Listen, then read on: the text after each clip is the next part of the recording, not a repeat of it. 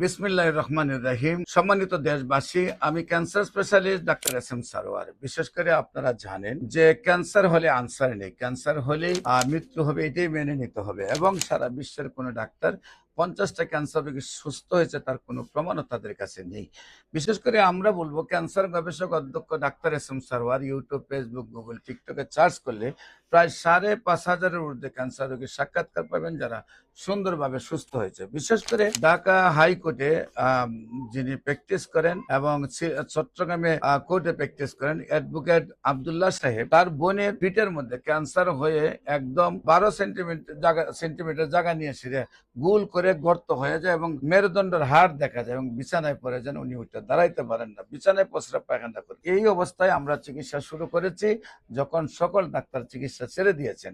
তারপরও আল্লাহর অশেষ রহমতে আমাদের চিকিৎসায় উনি সম্পূর্ণরূপে সুস্থ হয়েছেন এবং আজকে দীর্ঘ 10 বছর ধরে সুন্দরভাবে সুস্থ আছেন। আমি বলবো, ক্যান্সার হলে আনসার নেই সেই কথার কোনো ব্যক্তি নেই। ক্যান্সার হলে লক্ষ লক্ষ টাকা খরচ হবে, সেটারও প্রয়োজন নেই। অল্প টাকায় ক্যান্সার সম্পূর্ণরূপে ভালো হবে। বিশেষ করে যে কোনো প্রয়োজনে গণস্বাস্থ্য হোমিওতে যোগাযোগ করার জন্য নিচে মোবাইল নম্বরে যোগাযোগ করেন। সবাইকে ধন্যবাদ। আসসালামু আলাইকুম ওয়া রাহমাতুল্লাহি ওয়া বারাকাতুহু।